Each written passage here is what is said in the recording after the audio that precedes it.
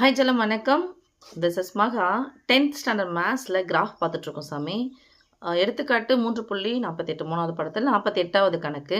ஒரு பேருந்து 50 kilometre per மணி, அதாவது பர் அப்படின்னு சொன்னால் இங்கே மணிக்கு 50 கிலோமீட்டர். எத்தனை மணிக்கு? ஒரு மணிக்குன்னு அர்த்தம். ஓகேவா? ஒரு மணி நேரத்துக்கு 50 கிலோமீட்டர். ஒரு மணிக்குன்னா மதியம் ஒரு மணிக்கு, நைட் ஒரு மணிக்கு, அந்த அர்த்தம் கிடையாது. ஒரு மணி நேரத்திற்கு 50 கிலோமீட்டர் தூரம் அந்த வேகத்தில் என்ற சீரான வேகத்தில் பயணிக்கிறது. இத்தொடர்புக்கான நேரம் தூரம் வரைபடம் வரைந்து பின் வருவனவற்றை காண்க. ஃபர்ஸ்ட் ஒன் விகித சமமாறிலி. செகண்ட் ஒன் 90 நிமிடங்களில் பயணிக்கும் தூரம். தேர்ட் ஒன் 300 கிலோமீட்டர் தூரத்தை பயணிக்க எவ்வளவு நேரம் ஆகும்? இப்போ ஒரு மணி நேரத்துக்கு 50 கிலோமீட்டர்னா 2 மணி நேரத்துக்கு எத்தனை? 100 கிலோமீட்டர். 3 மணி நேரத்துக்கு எத்தனை? 150 கிலோமீட்டர். 4 மணி நேரத்துக்கு எத்தனை? 200 கிலோமீட்டர். அப்போ இதே மாதிரி நம்ம ஒரு டேபிள் போட போகிறோம் சாமி. அதுக்கப்புறம் 90 நிமிடங்களின்னு கொடுத்தாங்க. இங்கே நம்ம மணிக்குன்னு கொடுத்துருக்காங்க, இங்கே என்ன சொல்லியிருக்காங்க? நிமிடங்களின்னு கொடுத்துருக்காங்க. அப்போ நிமிடங்களில்னா 90 நிமிஷன்றது எத்தனை மணி நேரம் நமக்கு தெரியணும். அப்போ ஒரு மணி நேரத்துக்கு எத்தனை நிமிஷம்? 60 நிமிஷம். 60 போயிடுச்சு, மீதி 30. அப்போ 30 நிமிஷம் அப்படிங்கிறது என்னது? ஒரு மணி நேரத்துக்கு 60 நிமிஷம்னா 60ல் பாதி தான் 30. அப்போ ஒரு மணி நேரத்தில் பாதி என்னது? அரை மணி நேரம். அப்போ 1.5 மணி நேரம். சரி சாமி. அப்போ 90 நிமிஷம் அப்படிங்கிறது 1.5 மணி நேரம். 300 கிலோமீட்டர் தூரம் போகணும் அப்படின்னு சொன்னால் இப்போ கிலோமீட்டர் கீழே எழுதுவோம் இல்லையா? ஒரு மணி நேரத்துக்கு எத்தனை, 2 மணி நேரத்துக்கு. இப்போ இந்த டேபிள் போடும்போது இங்கே இது வந்துடும். எப்படி டேபிள் போடலாம்னு சொல்லிட்டு பார்க்கலாம். ஓகே, நீங்கள் ஒரு ஸ்கேல் எடுத்துக்கினேன். ஏற்கனவே போட்டிருக்கலையே சாமி கோடு, அது மேலே என்ன பண்ணணும்? கோடை நீங்கள் போடணும். லேசாக போடுங்க, ரொம்ப அழுத்தி போடக்கூடாது. அதுக்கப்புறம் ஒரு கோடு விட்டு இன்னொரு கோட்டில் போடணும். ஃபஸ்ட்டு இது மட்டும் கொஞ்சம் நிறைய இடம் விட்டுருங்க சாமி. ஏன்னா எக்ஸ்ஹெச் ஒய்ஹெச் குறிக்கிறதுனால கொஞ்சம் கேப் நிறைய விட்டுருங்க. எக்ஸ்ஹெச்சில் இங்கே பாருங்கள், மணியை எக்ஸ்ஹெச்சில் குறிக்க போகிறோம். ஏன்னா அவங்க கேட்டுருக்கு பாருங்கப்பா, நேரம் தூரம். இது எக்ஸ்ஹெச், இது ஒய்ஹெச். அப்போ நேரத்தை நான் எக்ஸ்ஹெச்சில் குறிக்க போகிறேன். அப்போ நேரம் எதில் குறிக்கிறோம்? மணியில் குறிக்கிறோம். தூரம் எதில் குறிக்கிறோம்? கிலோமீட்டரில் குறிக்கிறோம்.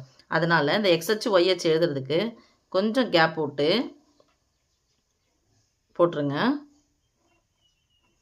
ஓகேவா? அதுக்கப்புறம் கொஞ்சம் குட்டி குட்டி பாக்ஸாக எத்தனை பாக்ஸ் மிஸ் போட போகிறோன்னா 6 பாக்ஸ் போட்டுக்கலாம். அதிகபட்சமாக நீங்கள் எத்தனை, குறைந்தபட்சம் எத்தனை அளவுகள் குறிக்கலாம்னா 5 அளவுகள் குறிக்கணும். கண்டிப்பாக 5 அளவுகள் குறிச்சிருக்கணும். அதிகபட்சமாக நீங்கள் எத்தனை அளவுகள் வராலும் குறிக்கலாம். 1 2 3 4 5 6. ஓகே, இப்போ எப்படி எழுதணும்னு பாருங்கள் சாமி.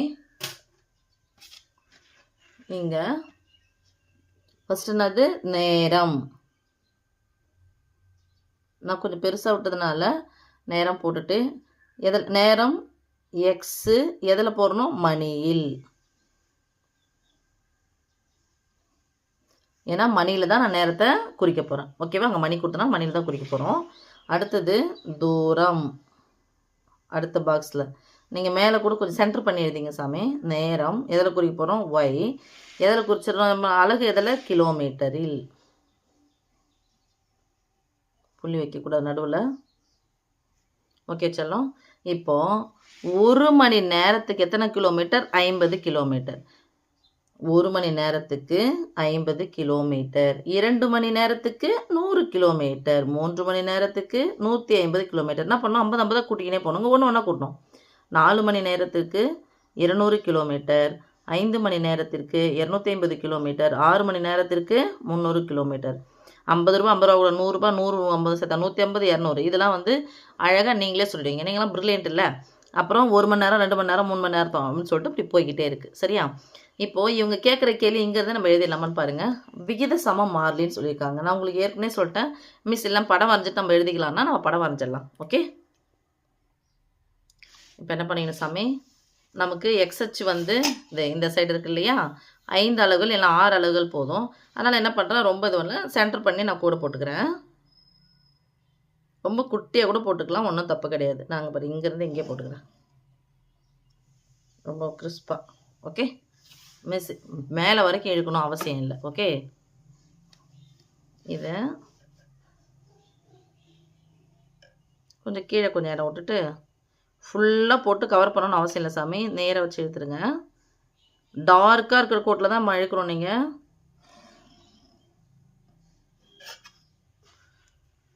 இப்போது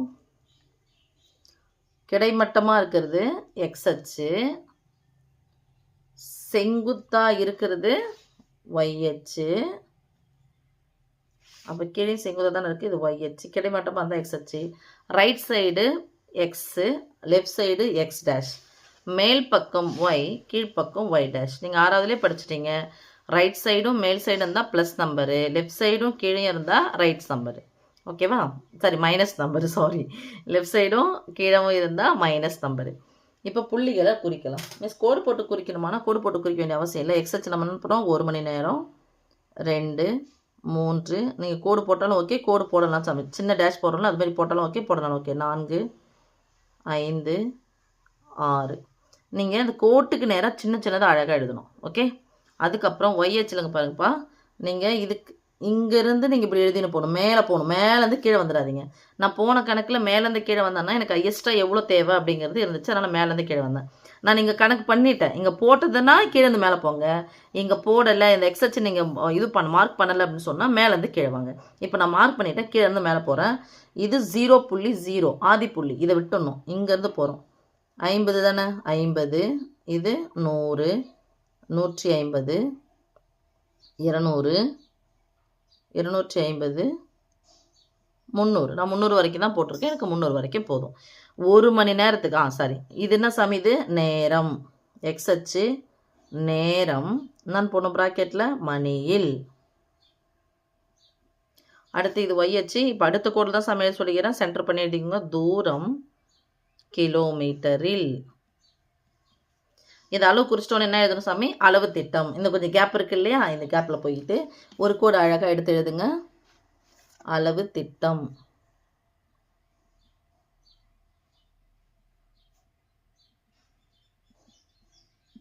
இரண்டு அச்சுகள் தான் இருக்குது. ஒன்று எக்ஸ் அச்சு, இன்னொன்று ஒய் அச்சு. எல்லா பாக்ஸுமே எத்தனை சென்டிமீட்டர் தான், 1 சென்டிமீட்டர். எக்ஸ் அச்சு 1 சென்டிமீட்டர், ஒய் அச்சும் 1 சென்டிமீட்டர் தான். ஈக்குவல் டு அத்தனை அழகாக பிரிச்சிருக்கோம் பாருங்கள். 1, 2, 3 தான். அப்போ எத்தனை அலகு இது, 1 அலகு. நம்பர் போட்டோன்னா 1 அலகு, எழுத்தாள் எதுனா 1 அலகுன்னு எழுதணும். ஒய் அச்சு பாருங்கள் எப்படி போயிருக்கு, 50, 100, 50, 50 கூட்டணும். ஈக்குவலாக தான் கூட்டிகிட்டே போகணும். நீங்கள் சம்டைம்ஸ் இதில் ஒய் அச்சில் என்ன அளவு கூட்டினாலும் அது மாதிரி போடக்கூடாது. இங்கே என்ன நான் 50, 50, இங்கே 50 தொடங்கினேன்னா 50, 50 கூட்டின்னு போகணும். 1 தொடங்கினேன்னா 1, 1 கூட்டின்னு போகணும். 2 தொடங்கினா 2, 2 கூட்டிகிட்டு போகணும். சரியா? 50 அலகு. இப்போது இந்த ஒரு கோடு போட்டுட்டு எக்ஸ் அச்சு ஒய் அச்சு குறிச்சிட்டு புள்ளி குறிச்சிட்டு அளவு திட்டம் எழுதுனா இதுக்கும் மார்க் இருக்குது, இதுக்கும் மார்க் இருக்குது. சரியா? இப்போ புள்ளிகளை குறிக்க போகிறோம். 1 மணி நேரத்துக்கு எத்தனை கிலோமீட்டர், 50 கிலோமீட்டர். புள்ளி தெரியுதா சாமி?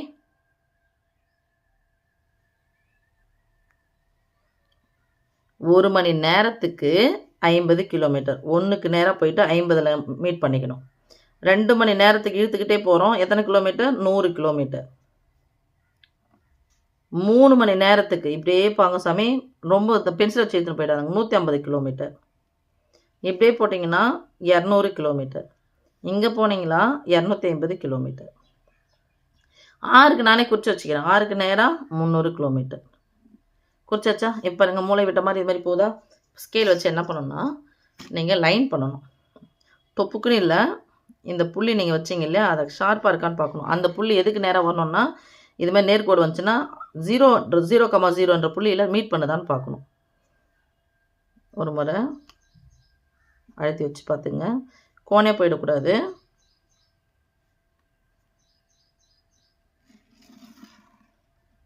அவ்வளோதான் சாமி. அப்போ நேர்கோடு வந்தால் என்ன மாறுபாடு, இது நேர் மாறுபாடு. ஓகே. இப்போ அவங்க என்ன கேட்டாங்க, 300 சாரி, இங்கே போயிடலாமா? இப்போ நான் ஆன்சருக்கு இங்கே போயிட்டு எதுன்னு சொல்லிட்டு இது பண்ணலாம். விகித சம மாறிலி.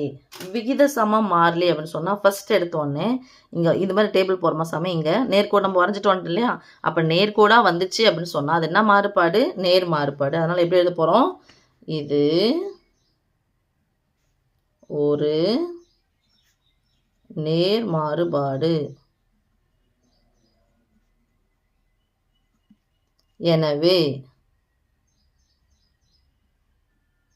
நேர்மாறுபாடு என்ன பண்ணுவோம், டக்குன்னா ஈக்குவல் டு போடணும், ஒய் ஈக்குவல் டு, ஏன்னா தீர்வு வந்து ஒய் தான் இருக்குது.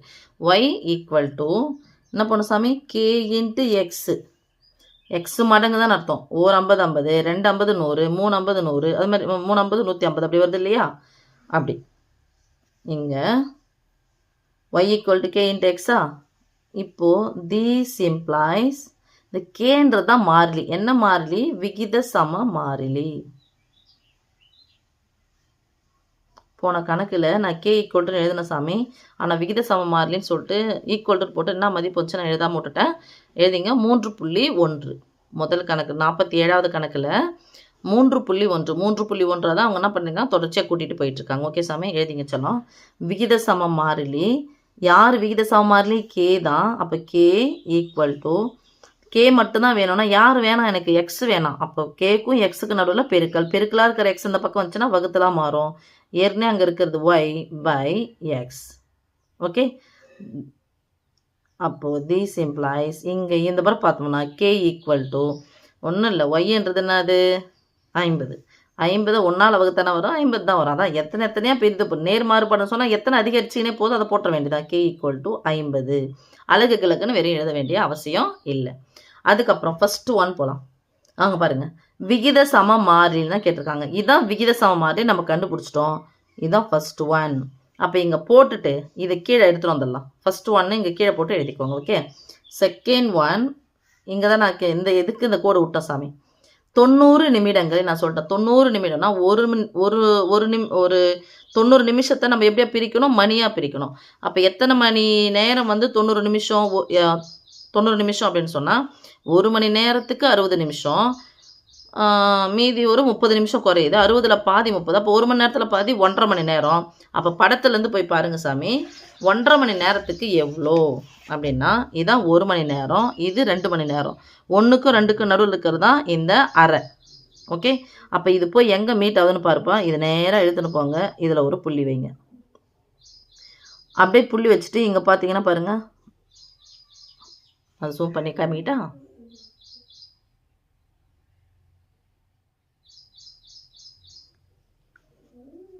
பாருங்கள் சாமி, இதோ இருக்குல்ல, 1க்கும் 2க்கும் நடுவில் தான் 1.5, அதான் 90 நிமிஷம். நீங்கள் ஸ்கேல் வச்சு போடுங்க. எங்கே போய் மீட் ஆகுது பாருங்கள், 50க்கும் 100க்கும் நடுவில் இதோ இருக்குல்ல அந்த சென்டர் பாயிண்ட்டு. இங்கே சென்டர்னால் இங்கே சென்டரில் தான் போகுது. அப்போ இது எத்தனை கிலோமீட்டர் பாருங்கள் சாமி, 50க்கும் 100க்கும் நடுவில் எத்தனை கிலோமீட்டர் இருக்கும்? 75. குட். ஏன்னா இதில் 50ல் பாதி எவ்வளோ? 25. அப்போ 50 கூட 25 சேர்த்தா எவ்வளோ? 75. அப்போ ஆன்சர் இங்கே நீங்கள் டாட் போட்டுட்டீங்க அப்படின்னு சொன்னால் இங்கே போயிட்டு என்ன எழுதணும் சாமி, செகண்டுக்கு ஆன்சர் 90 நிமிடங்களில்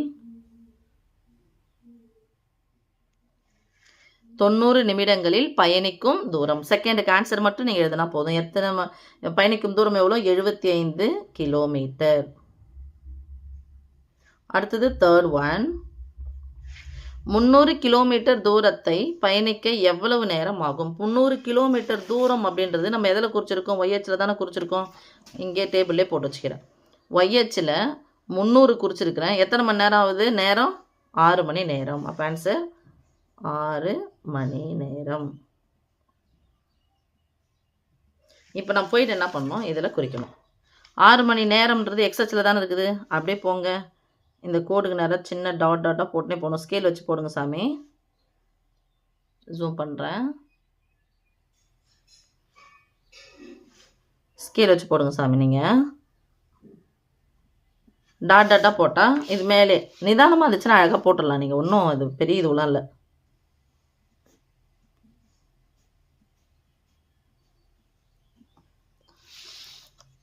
குறிச்சம்மா. இப்போ இதில் என்ன மிஸ்டேக் பண்ணியிருக்கேன்னு பாருங்கள். மிஸ்டேக் இல்லை, என்ன விட்டுருக்குன்னு பாருங்கள். புள்ளி குறிக்க விட்டுட்டேன். அப்போது இந்த புள்ளி இது பாருங்கள், 1,50. ஃபஸ்ட்டு எக்ஸச்சு குறிக்கணும் சாமி, இங்கே தான் போகணும். அடுத்தது இங்கே குறிச்சிட்டிங்க, நான் கீழே போடுங்க. 2,100.